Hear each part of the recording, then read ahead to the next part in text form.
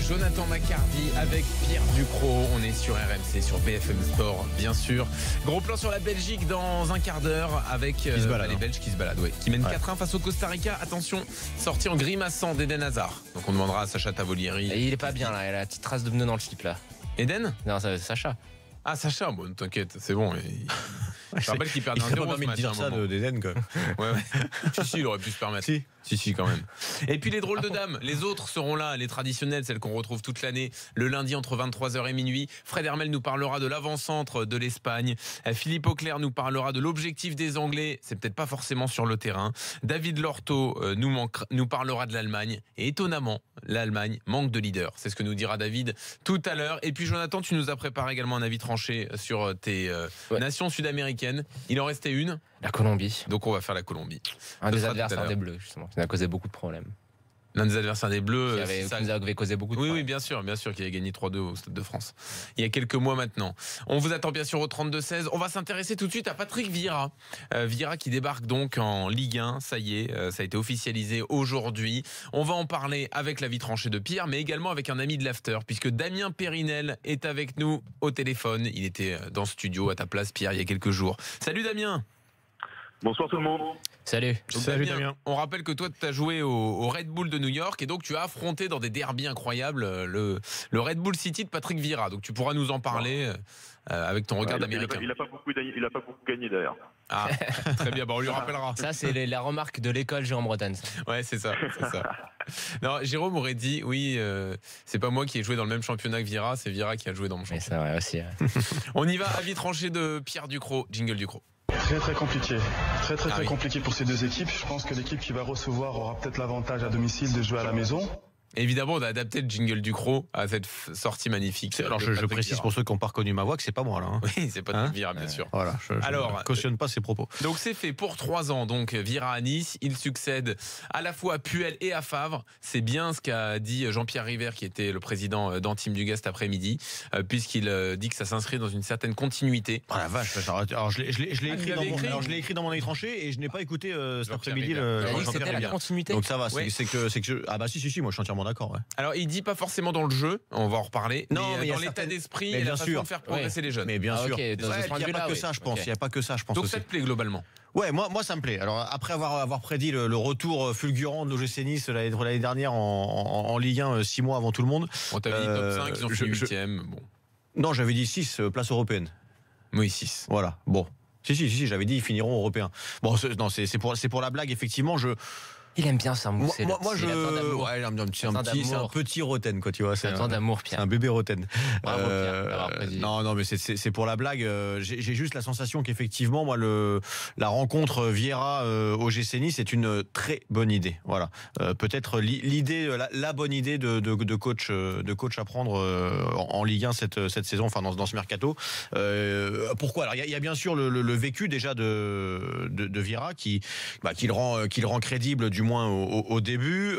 Il y a son réseau, il a connu tous les plus grands dans ce milieu et ça va forcément lui servir pour attirer des joueurs ou pour peut-être en conserver. Il y a peut-être l'exemple de Balotelli, on va voir ce que ça peut donner, mais ça peut jouer fortement sur l'avenir de Balotelli. On sait jamais. Sur Balotelli. Bien sûr, tu peux tout faire, c'est ton émission. En conférence de presse, je suis à votre service. En conférence de presse aujourd'hui, donc Vieira a dit je lui ai envoyé un message parce qu'ils sont connus en Italie. Ouais, c'est ça, du côté de l'Inter. Voilà, et il a dit qu'il l'attendait pour la reprise le 2 juillet. Alors bon, on a demandé à Jean-Pierre River, le président, ce qu'il en pensait. Il dit tous les joueurs sous contrat, on les attend à la reprise le 2 juillet. Maintenant, il peut se passer des choses sur le marché des transferts. Mario a un bon de sortie, comme Seri, comme Pléa notamment. Non, mais s'il a envie de rien n'est fait avec Marseille. Voilà, s'il a envie de partir, il partira. Mais ce que je veux dire, c'est que ça peut jouer dans sa décision et dans sa réflexion à Mario Balotelli. Et ça jouera aussi dans la réflexion, je pense, de joueurs qui seront amenés à venir à l'OGC Nice. Donc ça, c'est tout le côté ancien joueur, j'ai envie de dire, ou passé ou vécu de Vieira. Et puis il y a aussi ce qu'il a commencé à faire comme jeune coach, donc de partir déjà en entraînant des équipes de jeunes, comme certains l'ont fait et ça marche plutôt bien. Donc du côté de Manchester City avec les U19, la Youth League et ensuite les U21. Il y a ces 2 ans dont Damien nous parlera sans doute mieux que moi du côté des États-Unis à New York qui se sont plutôt bien passés. Je crois qu'il termine 2 fois deuxième de sa conférence, pardon. Et moi, ce qui me plaît là-dedans, une fois de plus, c'est la cohérence de la rencontre. Voilà. Quand je regarde le truc, l'OGC Nice a développé une sorte d'ADN au niveau du jeu, au niveau, tu le disais Jean-Louis, de l'état d'esprit. Il y a pas que on veut un coach qui aime le jeu, c'est pas que ça. Moi, quand tu parles de continuité de Puel, Favre et Vieira, c'est pour moi des gens qui ont une espèce d'autorité naturelle, qui sont fermes avec leur groupe tout en étant très calmes et très posés, mais très fermes aussi quand même. Et j'ai l'impression, je me trompe peut-être, mais j'ai l'impression que Vieira est dans ce style-là et qu'effectivement là-dedans, on est donc dans une certaine continuité au niveau des intentions de jeu, parce que moi, Damien nous en parlera aussi, mais j'ai entendu dire qu'au niveau du jeu, des entraînements, etc., c'était plutôt pas mal, qu'il y avait une certaine connaissance ou compétence plutôt au niveau de la gestion des jeunes joueurs, et ça à Nice c'est important, et c'est pas le hasard si je pense les dirigeants niçois et la cellule de recrutement dans son ensemble a choisi un garçon comme Patrick Vieira aussi. Donc voilà, j'ai juste l'impression que finalement ce choix, une fois qu'il est fait, on n'y pensait pas forcément il y a un mois, mais une fois qu'il est fait, c'était le meilleur choix possible, et c'est logique, quoi. C'est juste le choix logique. C'est vrai qu'il remplit 2 critères déjà, c'est faire progresser les jeunes parce qu'il connaît les équipes de jeunes, et le côté effectivement grand club, professionnalisation, faire passer un cap à l'OGC Nice. Il va profiter de tout ce qui a été fait avant. Mais je pense qu'il est peut-être capable de continuer à le faire progresser, quoi. J'ai l'impression d'entendre Jean-Pierre River cet après-midi là avec. Je vous jure que j'ai pas écouté l'antenne puisque j'étais pas devant ma radio, mais Damien. Très rapidement, moi je connais pas Patrick Vieira en tant que coach, donc j'ai pas d'avis sur la question. La seule chose qui me chagrine, on va dire, peut-être pas, mais un petit peu, c'est qu'on est quand même passé de 2 entraîneurs avec une très forte expérience, qui ont réussi à faire de très belles choses avec des moyens somme toute limités, en s'appuyant sur la qualité de la cellule de recrutement niçoise, qui est probablement une des meilleures cellules de recrutement de Ligue 1 en rapport qualité-prix. Et de voir comme ça un entraîneur inexpérimenté, même s'il a entraîné des équipes de jeunes et qu'il a fait 2 ans aux États-Unis, inexpérimenté, c'est quand même un entraîneur qui est un jeune entraîneur.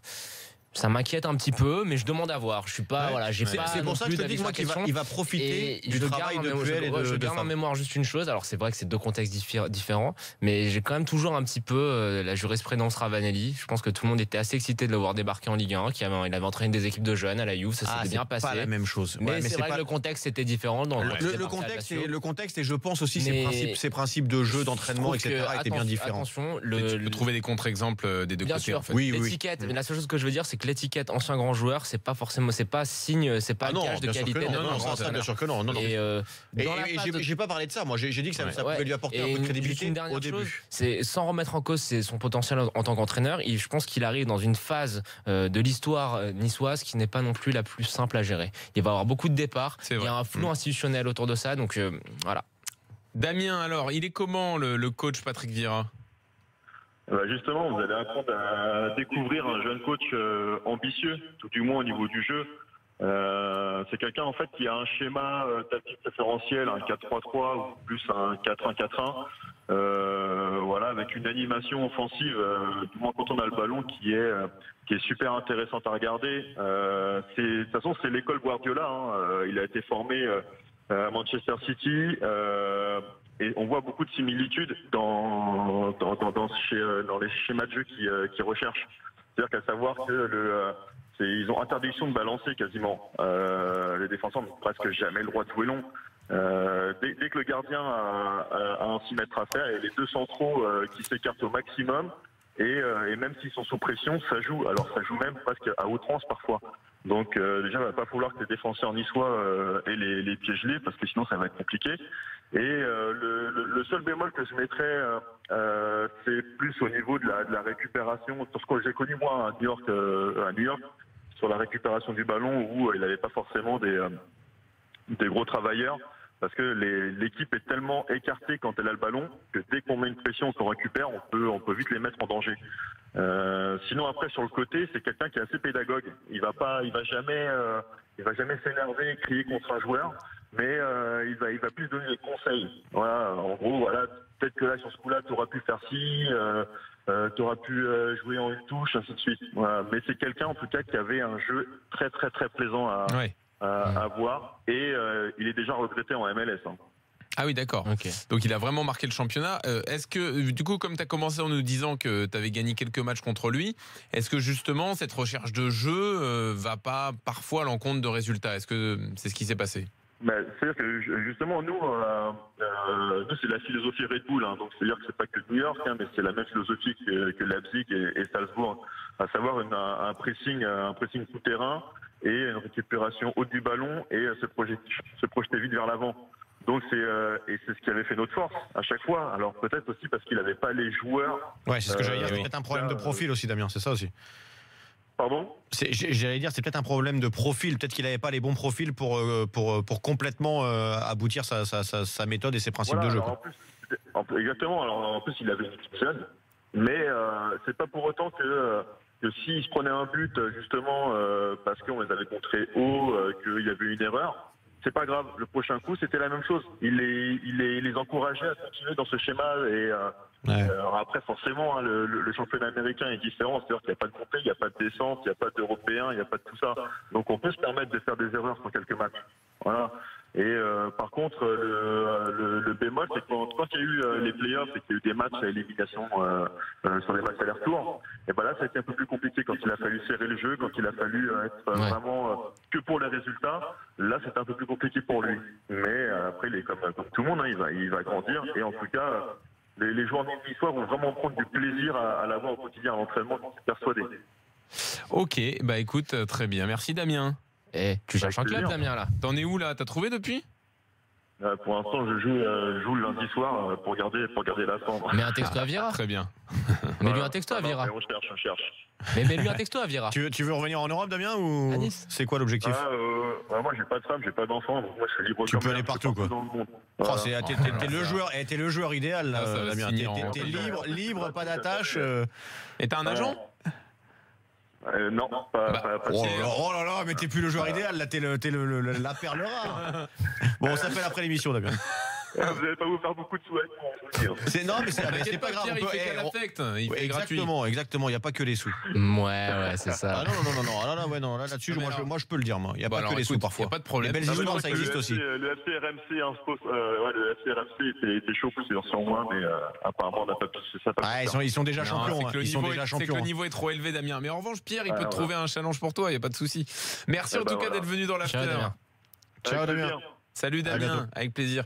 Bon alors toi tu fais ça évidemment pour les belles aventures humaines. En revanche si ça se fait, mais si ça existe aussi et que ça a commencé dans l'after, nous on veut un pourcentage avec Jonathan. Bien nous entendu. l'aventure humaine.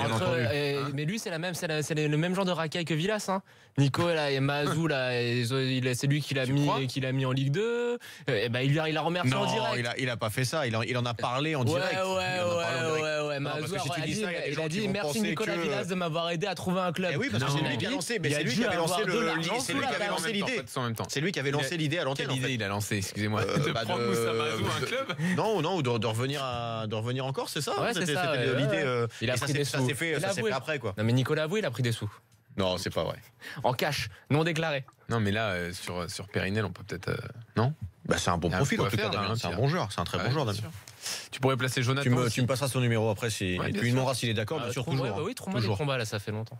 Des combats où tu peux le mettre à déchiffrer des lettres, je pense. Tu peux faire ça. Bien sûr. Mais il faut, tu sais, dans le tirage, il faut qu'il ait 2X, 2Z, 2Y. Comment ça s'appelle ces trucs là sur les autres chaînes là, tu sais où ils sont tous enfermés, voilà. Mais il dit ces trucs. Non. Je serais très bon dans les anges. Mais arrête tes conneries. Je suis associable avec les entrejons. Et ben justement, ça peut créer un personnage. C'est ce qu'ils aiment. Moi je tape direct. Ah oui, mais enfin bon, ça n'empêche pas. Avec moi, je tape direct. Peut-être pas, mais. Tu tapes direct, mais tu tapes pas direct. Non, t'es intelligent, tu t'adapterais un peu. Je vous rappelle qu'on n'est pas là pour faire la promotion de la violence, comme on fait à chaque fois avec Jonathan, ni la promo du machisme et du sexisme. Mais c'est souvent avec Jonathan, finalement. C'est souvent avec toi, moi. Mais je te vois avec tes métaphores et avec tes façons de parler. J'aime les femmes, moi, monsieur. Oui. Je les respecte. Bien. Oui, continue de respecter. Je les aime toutes. Dans un instant, la Belgique. La Belgique, donc, qui s'est imposée 4-1, c'est terminé là? C'est fini. Sacha Tavolieri va nous rejoindre dans une seconde. Supporters belges, on vous attend au 32-16. Supporters niçois également, on vous attend maintenant que vous avez votre nouvel entraîneur pour la saison prochaine. Qu'attendez-vous du recrutement? Puisqu'il y aura les départs sans doute de Balotelli, de Pléa, de Seri. Il y a une équipe aussi à reconstruire, donc on peut en parler avec vous. On vous attend dans l'after avant de passer en mode 100% européen avec Fred Hermel, avec Philippe Auclair, avec David Lorto. A tout de suite sur RMC, sur BFM Sport.